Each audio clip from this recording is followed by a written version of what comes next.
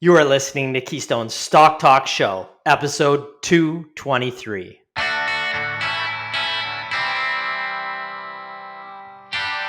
If this is your first time listening, then thanks for stopping by. This podcast is produced every week for your enjoyment, and show notes are found at www.keystocks.com. Come back often, and feel free to add the podcast to your favorite RSS feed or on iTunes.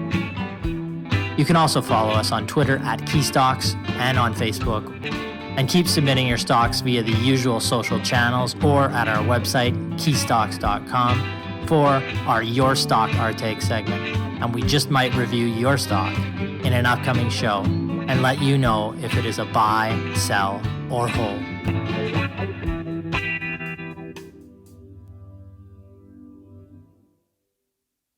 Once again, we have a great show for you this week. Aaron is back with our Your Stock Our Take segment, and he answers a question on Kraken Robotics, Inc., symbol PNG on the TSX Venture, a marine technology company providing complex subsea sensors, batteries, and robotic systems. Kraken has strong growth guidance for 2023, and it may be transitioning to profitability, but the share price languishes near year lows. Aaron takes a look and lets you know why it is sitting there ahead of us sitting down with management in person in a couple weeks' time at a conference coming up in Vancouver. I will take a look at Lithium Royalty Corp, symbol LIRC on the TSX, an intriguing lithium-focused royalty company with a portfolio of more than 30 high-grade revenue royalties on mineral properties around the world. The company is a recent IPO, and a listener asks if it may be a good way to play the electrification boom. Brett answers a viewer question on Carvana Corp, symbol CVNA on the New York Stock Exchange, which operates an online platform for buying and selling used vehicles in the US, allowing the entire buying and selling process to be completed online. Additionally, the company offers over 300 physical locations in the US with its unique car vending machines. That would be unique to see. Brett answers whether or not this now debt-heavy pandemic star, which saw its share price plummet from 2021 peaks, but pick up slightly this year, is it a dead cat bounce or something more sustainable? Finally, Brennan takes another look at Reliq Health Technologies, Inc., symbol RHT on the TSX Venture, a telemedicine provider that develops virtual care solutions for the healthcare market. Does it finally offer value? Brennan will let you know. All right, let's get to the show. We're going to welcome back my co-host, Mr. Aaron Dunn, back from a Disneyland adventure. And as always, the killer bees, Brett and Brennan. How you guys doing? Doing well. Tell us about your trip. Well, we've all been here together. It is. Getting the band back together. Before that, you had your vacation. I know, it's true. How was yours? It was good. We all want to know. Everything went well. We just missed the hurricane down there, apparently, but it's always a good thing. It didn't hit the Anaheim area too hard. So no, it's quite interesting. In fact, I didn't even think until after I finished putting together my slides for the Your Stock Our Take today that I could have just done Disney. They put out their Q2 results a couple weeks ago. Next week, right? Well, there you go. Teaser. I'm going to do that because you got anecdotal and you can look at the numbers, right? Somebody who is separated from a significant portion of cash by Disney, I have firsthand knowledge of their skills in that area. So it'd be nice to dig into the numbers. And I know that we've looked at it before as a potential recommendation. So, who knows? We'll go through the numbers, I think, next week. Interesting. You said it was busy, which is a good sign. Yes. I mean, obviously they have parks all over the world. I don't know what the other parks are doing or I haven't really dug into the Q2 results yet. But in terms of just the traffic in the Anaheim park, I don't see how you can get more people in the park without starting to ruin the experience. So yeah it's, you show up first thing in the morning, you have about an hour where you can go where you want without much of a line. But after that, the lines get pretty heavy, and you're in some areas, shoulder to shoulder with people walking around. Yeah, I was there in the fall, and I would note the sardine-like conditions by midday for sure, right? And I'd also noted the add-ons, right? Like you get your traditional pass, and then there's add-on for this, add on to, get on a ride faster, skip a line. They've really, Insanely expensive water, food, everything, right? yes, It's like yes, it's you get true. in there, it's the price of the ticket is really a small amount, And right? And if just you don't want to people wait in line watching, for an hour and a half for the good rides, you want to pay those extra how money. many Mickey airs you see too. Like just everybody is just part of that cult when you get down there. Everybody's wearing the uniform too. Anyways, it's a good time with the kids for sure. Yeah, no, we all had a good time. Anything else new from you two, Brennan? Any golf stories you want to share? Everybody No, wants to know how your golf game's going. I'm Come getting on. my clubs re-gripped this weekend, so I Ooh, wasn't able big to get on the Thanks for course. that. But I went to a car show, and you can kind of see I'm a little burnt. I So didn't what really is a realize pair of until this nice morning. golf Rosie. clubs run a I don't know. person Usually today? about $1,000, I would say. Usually Okay. about $1,000 Canadian. Yeah. I was just getting them re-gripped, so I Regripped, think it what does was that a run you? couple $100. Couple Nothing too hundred, right? crazy. And that's Yeah. just from overuse. Yeah, exactly. Yeah, just eventually they get slippery, and they kind Mhm. of fall out of my hands, and next thing you know, I'm That's your shooting excuse. 110, and yeah. So a grand, it's like golf clubs or a day in Disneyland. That's about the same thing. It's Yeah. disgusting. Either way, no. Well, let's get cool. Let's get to the stocks. Let's get to Kraken. You're going to Okay, release the Kraken on us, release the right? Kraken. Yeah. We will release the Kraken. Excellent. Okay. So this is interesting. This is actually topical because we are going to be talking with management over the Yeah, we'll next be at an week event here. in Vancouver. Yeah. So when I saw this Planet. question come in from Joseph, I thought it would be a good opportunity to do a little initial research and coverage on the company. So Joseph asked, he said, Q1 2023, the company made 7 million in sales. They're projecting 70 million this year. However, there's potentially some drama with the ex-CEO and founder being kicked out of the company. Joseph thinks that he's mad. He's been dumping his shares, which I guess were initially 20 million shares in the company. And Joseph wants to know, is this an interesting company? Is this something that we should put on our monitor list or even potentially recommend? So what does Kraken do? Right from the company's website, they're a marine technology company. So they provide subsea sensors, batteries, and robotic systems. And they service industries such as military and defense, offshore energy, and ocean exploration.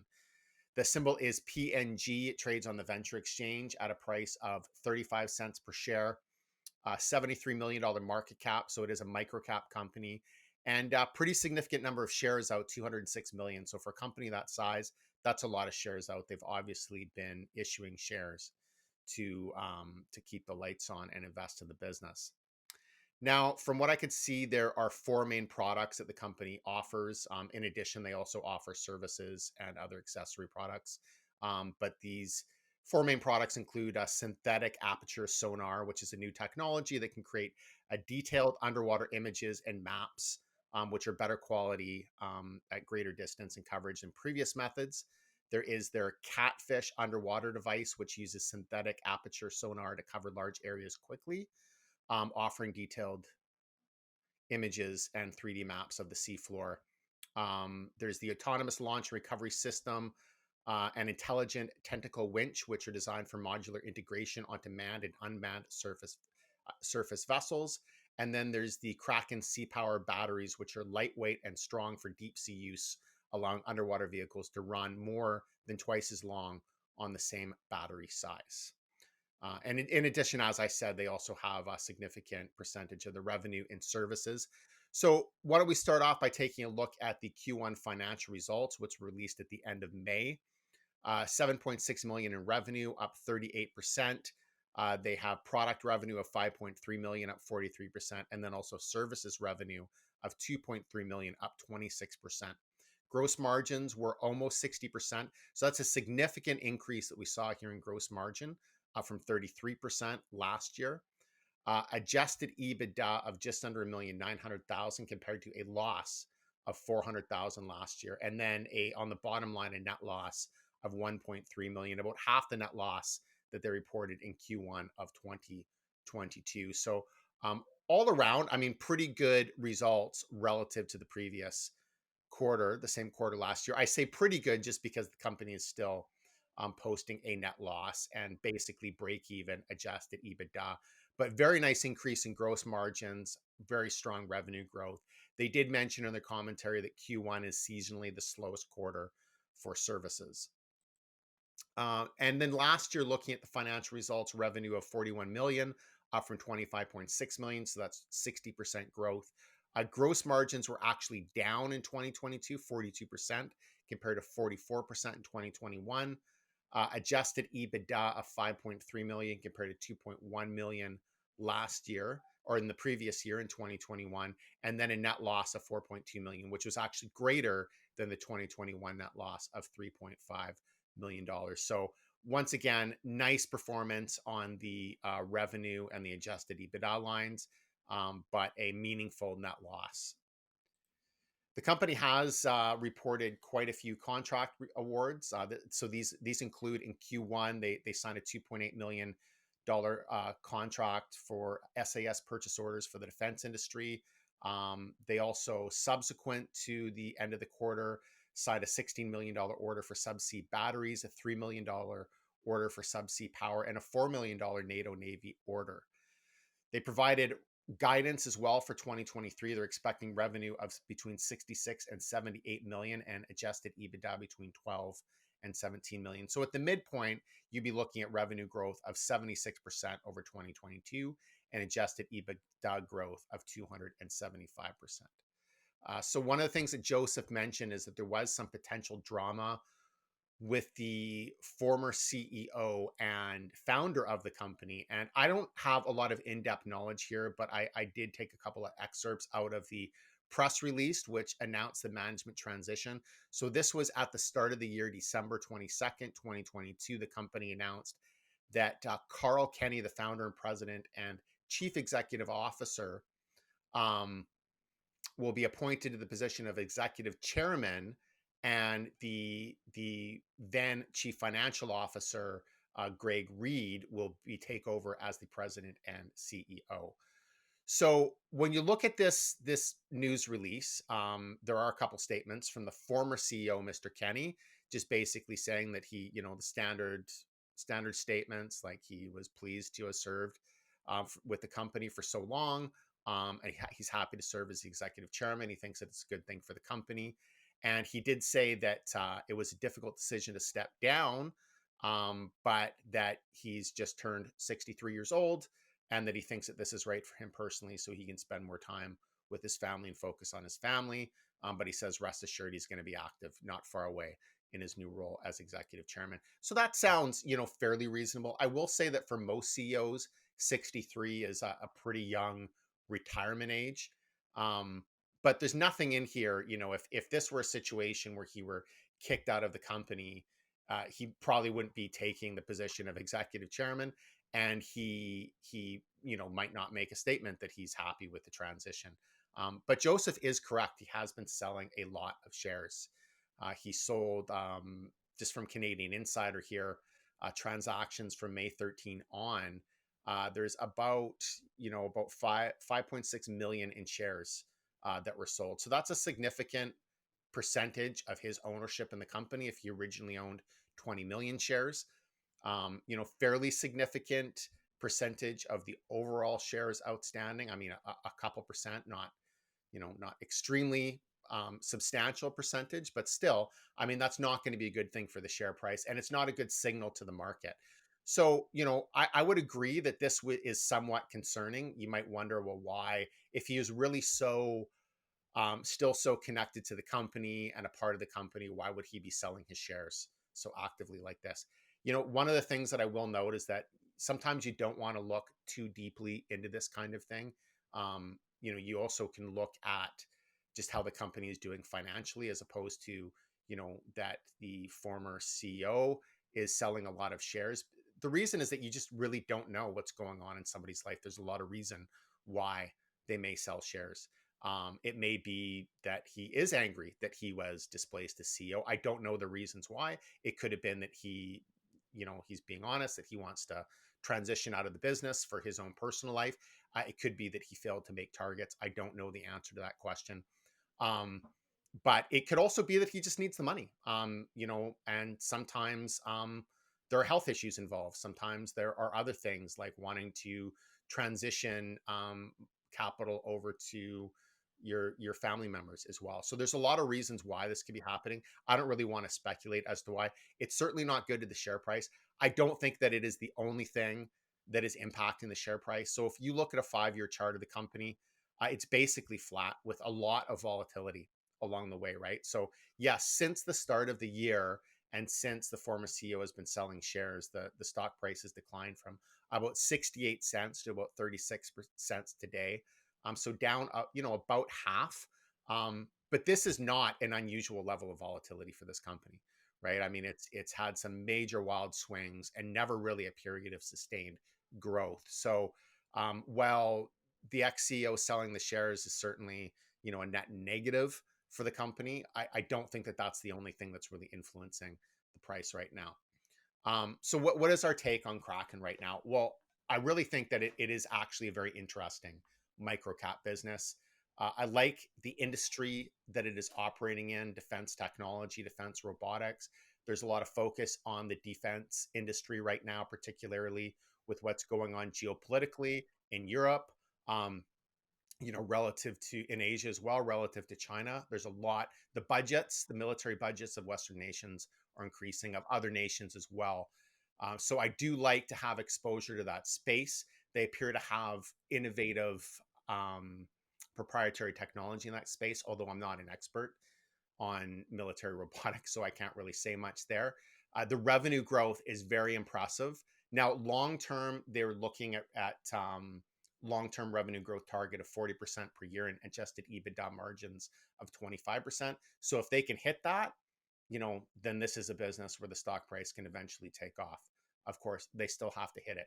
And they may be transitioning towards profitability. So if they're able to hit those targets that they have for this year with the guidance, we may actually see some net profit on the bottom line in upcoming quarters.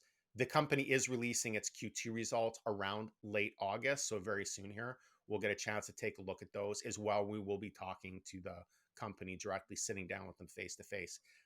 But I will also say this is still a very high risk business. They are losing money. There's negative profitability on the bottom line. They've never been profitable. They have an underperforming share price.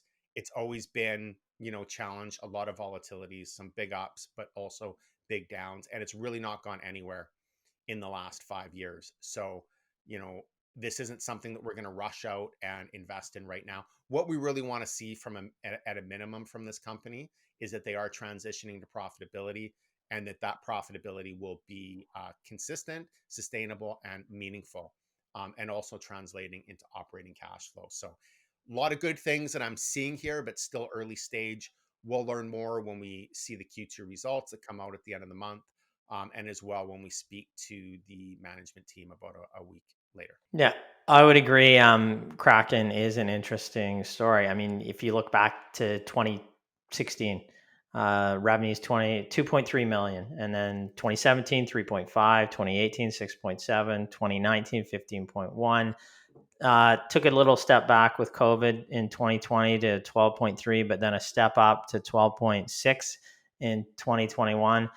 2022 was 40.9, and trailing 12 months, you got 43. So continuing rise. What has been missing here over that whole period, operating income was negative. So it's just kind of moved to operating income positive over the last 12 months. The estimates out there right now, there's 2 analysts following them, quasi-analysts, we might call them. And there's an estimate for 3 cents in EPS this year. I don't know if that's an adjusted figure or not. We'd have to look closer. And then 2024, 7 cents. Now, if they can hit those, and those are actual earnings figures, then the company looks to be attractively priced right now. But it's a big if, considering, we went through about 8 years of financial results then, and it was operating negative.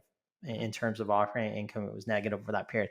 So what's missing from the equation is being, showing that you can be profitable. And that's the point of this business existing, is to, be profitable for the shareholders long term. So we'll see if it can hit that, then it looks quite interesting, particularly with the share price having come off significantly.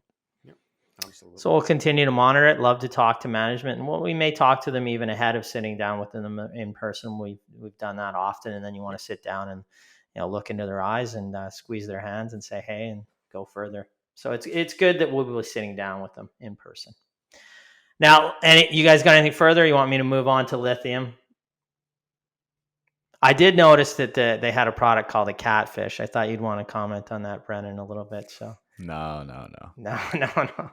All right, let's go about the catfish. Or it's either he's catfishing or someone's catfished him. Who knows, right? We don't know. Yeah, I have had a girl. Oh, I will say this just because it's funny. I have had a girl call me out on my height before because I said that I was 5'9", and then I ended up meeting up with her, and I'm like 5'8 3/4. So I'm close. I like to round up. And I meet up with her, and she calls me out. She's like, "There's no way you're 5'9". And that's why you put 5'8" now, right? Correct. It is funny. It's a funny I don't story, think that's the catfish that we were talking about. But yeah, I know. No, for sure. It's a funny story, though. My buddy's all right. I knew you'd have something. That's why I came to you. All right, let's move to Lithium Royalty Corp, symbol LIRC on the TSX.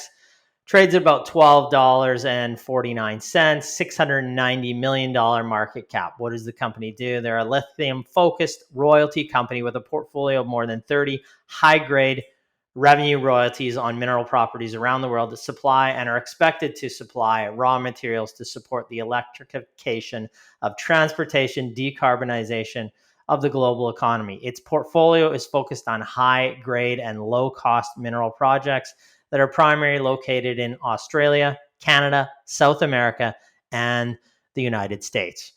The company has deployed $53 million in capital so far this year. $51 million of that have been deployed since they IPO'd in Toronto in March of 2023, bringing a total number of potential royalties for the company to 32 right now. Let's look at the second quarter highlights for this business. Q2 2023 royalty revenue grew 98% to $838,000 from $424,000 in the prior year period. This was below market expectations based on the expectations this company set at its IPO. Second quarter gross profit grew by 280% to $691,000. This is good growth, but again, small numbers, and the company still lost 2 cents in the quarter, and adjusted EBITDA was a loss of $650,000 approximately. Subsequent to the end of the quarter, the company signed a credit agreement with National Bank for $25 million.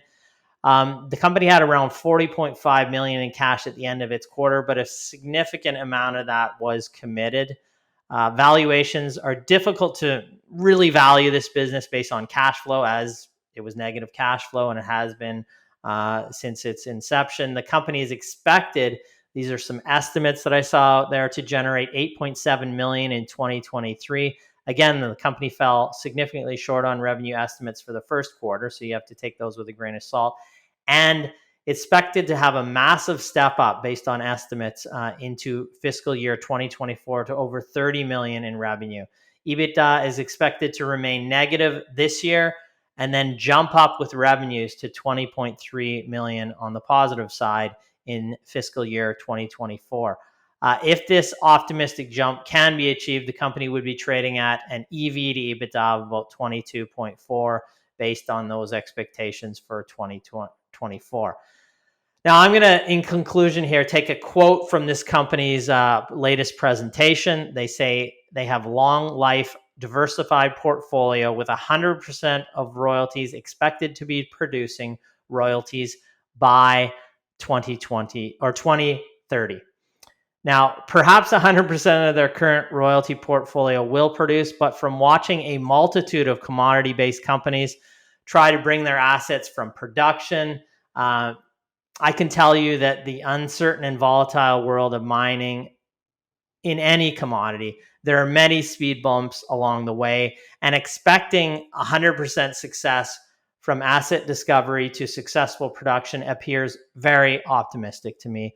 Let's take a quick look at the lithium prices. Brett's going to put up right now the past 5 years of lithium prices, as the underlying commodity and its pricing will have a massive impact on this business long term. Now, there's a huge surge you can see there in 2021 and a massive drop in 2022. This is one of the reasons why it's typically very hard to value these assets. One can use net asset value model, a model like that, but the price of the underlying asset is very volatile and can render models somewhat useless. Using a cash flow based model, the same thing is true, as cash flows are very volatile and dependent upon the underlying price of the lithium. Now, it is true that the royalty model this company employs can help allay some of the commodity risk. But if the asset is being mined and it becomes economical due to a low price of the commodity, then a royalty based off zero production is quite fruitless. This company does have a diversified portfolio of more than 30 potential royalties on some which appear to be high grade, low cost, long life lithium mineral properties. So based on that, Lithium royalty may offer investors a pure play exposure to the upstream supply chain for a raw material critical in the global trend of electrification and decarbonization. At present, it is richly valued, however, based on current cash flows, and it missed on its revenue estimates in the first quarter. The company will have to execute and should take advantage of any surge in its share price due to the excitement of lithium, the underlying commodity here, to shore up its cash balances, as it will need to continue to invest to match the valuation expectations at present. We would just continue to monitor this business, intriguing as it is at current times. I'm done. I mean, I would love to invest in a lithium royalty company when you're actually producing some cash flow to the bottom line. But until that happens, and then putting a projection out to 2030, I mean, 2030, you're talking, 6.5 years from now, right? I mean, anything can happen between now and then. So it's certainly going to have to grow into its valuations. Still speculation, and largely, really, I would say when an exploration-based business. Yeah. It's going to have to grow into those valuations. It's an intriguing segment to be in and a way to play electrification. But, this company, like I harped on that point that they said that they basically are estimating that all 30 plus of their assets will be revenue producing royalties. Perhaps that happens, like I said, but it's very difficult to take any asset from asset to production without any hiccups along the way. If the lithium price cuts in half from here, maybe it triples or quadruples from here. But if it's cut in half, some of the deposits that it is banking on, may not have the funding to move forward on their projects. They have royalties on, and then you're not going to have 30 out of 30 going to production. So, it's just, these are the risks in the segment. It's great to be optimistic on those, but I'd rather be realistic. So, nobody knows where the price of lithium could go. There could be extreme demand for lithium, but there could be a ton of assets being brought online and the price of lithium could go down. I mean, you can have oversupply. I mean, this is another sector we'll talk about, but cannabis. We thought, the sector thought extreme demand, but so much supply was bought online that, this sector has been decimated. So, and then it doesn't guarantee success. From the legal sources was not what it was expected to be. Yeah. And of course, it's a different sector. There's not a direct parallel there, but there is a parallel in that a great deal of supply is being brought online. So, you don't know how that's going to affect the price going forward, even if there is very, very significant demand. All right. Should we move on to, I think, Brett, right? You're going to take, what are you taking here today? We are doing Carvana today. Carvana. I want to know about these vending machines that stick out, that spit out cars. I want to see one of those in action. I'll put it up on the screen. I don't have one prepared for you. I'd love to be able to put in A4 and I just see a car dropping down. No, right? They actually give you a little coin and you put it in, and then the car will come down the little elevator, and there you go. You get a car out of your little coin. Do you have to stick your hand in the bottom? Aaron, you're muted, I think. He is muted, but he's acting out a vending machine. I'm putting that in. I have no idea what he's saying. Perfect. Great explanation. You're muted. Oh, whatever. It doesn't matter. See you later. Let's get into the actual segment here. So Carvana, symbol CVNA on the New York Exchange, operates an online platform for buying and selling used vehicles in the U.S., allowing an entire buying and selling process to be completed online. Additionally, the company offers 300 physical locations in the U.S., with some of them featuring Ryan's new favorite thing he's heard of, the unique car vending machines. However, the stock's just been volatile, to say the least. It is trading at roughly $40 today. It's been actually down $1, then up $1. So I'm just going to call it $40.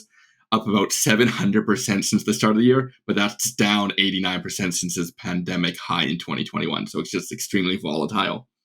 But looking at its Q2 2023 earnings, the company had revenue of $2.97 billion, down from $3.9 billion. Total gross profit per unit, however, so the unit per vehicle sold, was up to $6,520. That's up 94% over the prior year. However, it was inflated by roughly about $900 from non-recurring items, but that's still a significant improvement for the company, and it is a new record high, even when accounting for those one-offs. So great numbers on that. On the other hand, though, the number of units sold was down by 35% to 76.5 thousand compared to 117.6 thousand. So big drop there. EPS was still a loss of 55 cents, but it was a large improvement from $2.35, a loss of $2.35, with roughly about 5% share dilution over the year. However, adjusting out the non-recurring items that I mentioned before, the share loss was about $1.21 per share. The financials do follow the company's plan of a focus on profitability, which is why we're seeing this revenue drop, but a per unit gross profit growth is rising. And just a really quick comment on the revenue growth, it just shows how the previous revenue growth in 2020, 2021 was really just unsustainable, and Carvana was really just inflating its revenue growth by offering vehicles at a margin which just could never be profitable. You're taking such a slim margin, you're never going to be profitable. But overall, it's a generally good change of pace for the company. However, any good news stops there, even if that was considered the good news. The balance sheet is just not looking good. At the end of Q2, the company had a net debt and lease position of $7.8 billion, with $6.5 billion being long-term debt. For size, the company's trading at about roughly $7.5 billion market cap. And of that debt, roughly $1.2 billion is a variable rate revolver at an effective rate of 8% for this last quarter. However, after the quarter's end, the company restructured some of its senior unsecured notes maturing from 2025 to 2030, which encompasses all their debt effectively. The previously unsecured notes had a coupon rate from about 4.8% to 10.25%, resulting in a weighted average coupon about 8.2% for long-term debt. In this deal for the restructuring, though, the company is able to conduct payment in kind. So instead of cash, they're actually able to pay their interest payments with additional debt issuance for the next 2 years. So if they don't pay the cash interest, they can issue more debt to the person who already holds the debt. So selecting payment in kind, however, it actually raises the effective interest rate from 12 to 14%, up from the 9 to 11%, depending on the exact maturity. Effectively, now the company has the ability to kick down the can of their interest payments for 2 years. Additionally, as part of the deal, the company issued 4.9 million shares for $225 million through an at-the-market offering, and an additional 2.7 million for $126 million in a private placement. This roughly dilutes the company by about 7.1% over last month.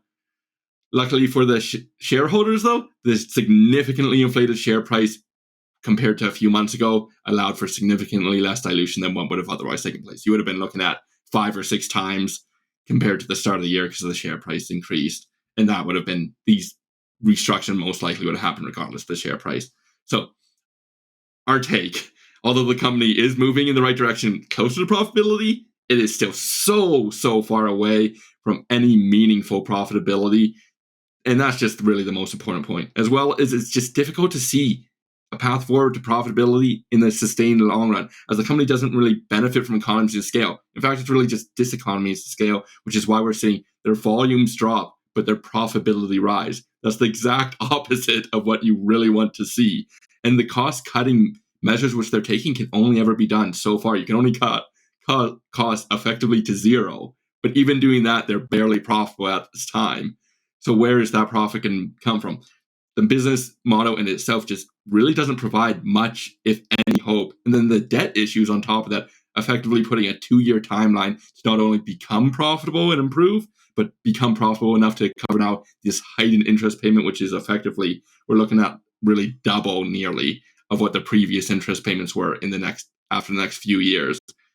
And you're now seeing, as a shareholder, remember, you're buying shares in the company, you're probably going to be seeing quite a bit of dilution if they keep needing to issue shares to cover their short-term costs and any other costs that come up, because they've already pretty much maxed out what they can borrow on. I think they have a bit of room in the revolver, but even then you're paying your 8%, and they can't really fund that from operations. They have to pay either debt or pay by issuing shares or issue more debt. So you're really stuck in just a catch-22 at this point. And Carvana really is just watching a car crash in slow motion now. That's how I'll end that one. So what you're saying is you're all in on Carvana, right?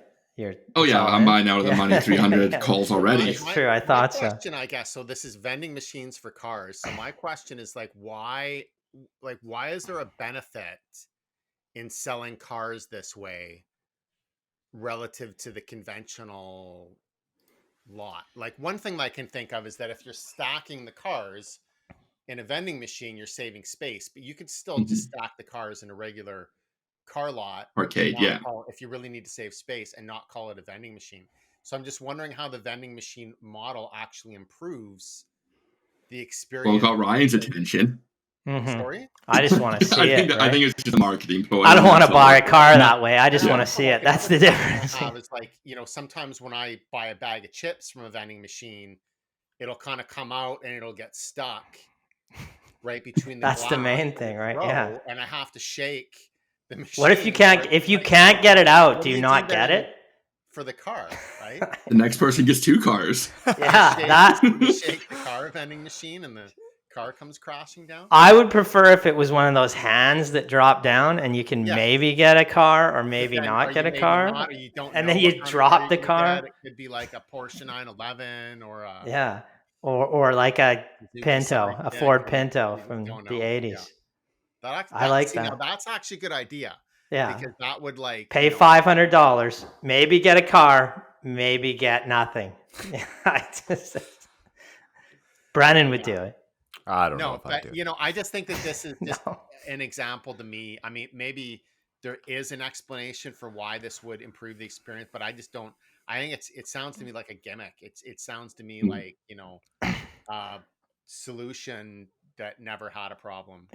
The debt looks horrible too. Like you slammed on that too, but it looks awful, and it's only going to get worse in terms of the payments on that in the near term. Yeah, I think we'd stay away from Carvana. Is it Carvana? Yeah. All right. I think that ends off our show this week. Correct? We're good. No. Nah, come on. No. That I did purposely. Thank you, everyone. Bye. Reliq. I'll go through it quick. Like Reliq from Beachcombers. Like I say every time. Nobody knows what the hell I'm talking about. No. Bring up Reliq's picture from Beachcombers because he's a good-looking guy. I think Beachcombers was actually filmed in the Sunshine Coast, or part of it.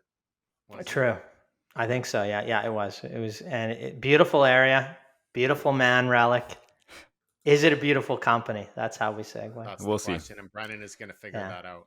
I'm going to figure it out. So yes, Reliq Health Technologies Inc., RHT, on the TSX Venture, currently trading at a price of around 48 cents and has about a $96 million market cap. So Reliq Health is a telemedicine provider that develops virtual care solutions for the healthcare market. It offers its iUgo Care platform, a software as a solution service that allows patients to receive care in the home.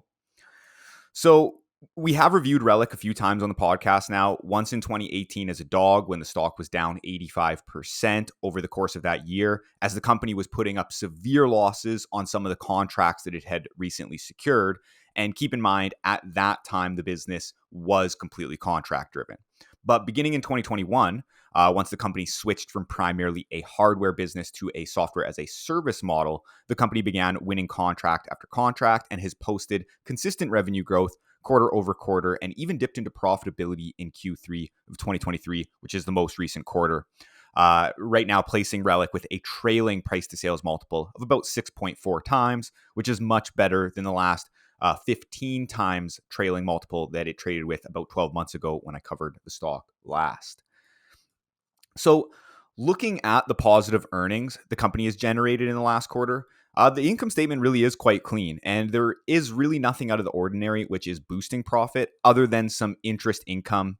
But if we look at each line item more granularly, compared to last year, gross profit margin was up to about 67% from 65%, while advertising and research and development expenses were down substantially. And this is the primary reason for breaking into some net profit here. However, the balance sheet is into a slight net debt position when we include leases, but their receivables are up there at about 12.4 million, which is traditional with some of these healthcare companies having the larger receivables. Now, if we look at the company's share count over the years, clearly we can see that Reliq has been funding primarily through share dilution, where it's now up to about 200 million shares outstanding. So given the large outstanding share balance, Reliq would need to generate about 2 million in profit to generate 1 cent in earnings. And let's just say hypothetically the company can get to that each quarter, the business would still trade at about 9 times forward earnings. But again, considering they generated less than half a cent in the last quarter, and it's their first quarter of GAAP profitability, they still have a lot of proving to do. So moving on to some management comments and updates here. The company anticipates growth to accelerate into 2024 and does not expect to need to raise capital or take on debt to fund future operations. So hopefully for current shareholders, we see the dilution stop and for the business to fund through internally generated cash flow. Now, Q4 2023 results will be out by October 28th of 2023, and management said that at that time, they will begin providing forward guidance. So we have that to look forward to. Now, they also deployed artificial intelligence and machine learning with 2 clients. They essentially kind of did a beta test to identify at-risk patients. So that's what their software is doing. And they expect to potentially license to third parties in 2024. And as well, the company expanded to Mexico with its first client, and they also signed some large contracts in the year in the US. So to conclude, last time I concluded by saying that the company continues to lose money, but that it does appear to be on a better track to potentially break into profitability. But of course, the internet lit me up as they always do because I wasn't positive enough on the stock. Now, this time, I have to double down on my statements. Reliq is an interesting business that has had tremendous growth and now has broken into profitability.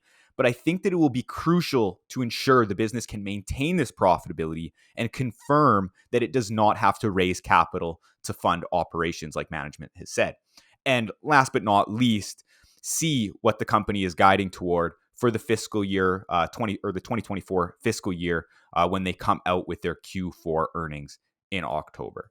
So it's interesting. They've broken into profitability. I think it would be really interesting to see if they actually don't have to, dilute or take on more debt, and what they're guiding towards for the 2024 fiscal year. And that's it. That's all. Yeah. One thing I find interesting is that, the talk of expanding to Mexico with its first client, when I don't know the nature of that expansion, if that's seen as like a geographic expansion, but I mean, there must be so much space to expand just within the US healthcare system. I mean, they're so small. It's so to them so unsaturated. So why would they start with a geographic expansion at this point, without being fully profitable and fully, more, capturing more market share in the US? Just as a thought. Yep. Sometimes that can be seen as a red flag if companies are really quick to expand geographically before they've really gotten any serious foothold in their core market. It's potentially a sign that, they're having trouble selling in their core market, but that may not be the case. It's just something that I noted. Yep. Yeah, and when was do you have it right there when the last time you reviewed it? I think it was about 11 or 12 months ago. So it's almost a full year, I believe. So it's basically flat to slightly down over that period. Exactly. Yeah. And the question is, would you buy it here? And, you're looking for them to prove out profitability. They've stepped into profitability, but, just on a quarterly basis, it's good if we can forecast that going forward. But even at the rate they produced in their last quarter, it's not expressively cheap, No. Even if they continue to earn. And what was it, a quarter of a cent, did you say? Did they? It was, about a quarter of a cent, or I guess, quarter of a cent. It was like Almost half, 0.004 or almost half a cent. Sorry. Is it half a cent? It was almost So, half a if cent, they but it's still had under two, half. they'd be trading at 25 times earnings or something like Yeah. that. Even if you could forecast them doing that and extrapolate going forward. Now that would look better, but it's still not, expressively cheap when, there are companies that we can find out there that are trading at, 15 times earnings and growing, well beyond that, or they're trading at 10 times earnings and growing well beyond that, have a better balance sheet and a higher history of profitability. So, for us, the bar is quite high to leap over. Yeah. Good to see what they did in their last quarter in terms of Reliq. That's what we're talking about. But can they continue it going forward? That's what we'll continue to monitor. Yeah, exactly. The trajectory looks good, but again, they still have some proving to do. And I know that the internet's going to rip me apart on that. There may be a scenario here. Last time you talked about Reliq. Yes, yeah. They were, there were some comments. Those comments are just me for my troll accounts. Probably. Just ripping you. There were some comments. No, or go on, Ryan, go on. Sorry, I would say that this company may, funding through equity releases. We've seen this story before. They may at some point have a rollback in terms of the shares to, have the share price boost and to be able to have more meaningful EPS. It may be a benefit to this company to do that over the long term to get their capital structure in order. And you may see that at some point. They may have aspirations of going on to the TSX or, going on to the NASDAQ. At some point, you'd likely have to see that because even though the trajectory of growth is good, to get meaningful per share cash flow EPS, they may have to roll back those shares at some point. And you may see something like that. And it may actually be a benefit. Often you're seeing a rollback because of a terrible situation at a company. For a business like this, you may see it and it may benefit the company over the long term. It may be some short-term pain, but for long-term gain of getting that capital structure in order and looking better so you can actually have that meaningful per share cash flow and per share earnings. All right. I think that'll close out our show for this week. Great to have everybody back, and we'll have everybody back all through the fall again, but we're closing out the summer here. Keep your questions coming in for our Your Stock Our Take segment. We'll endeavor to answer those on a weekly basis.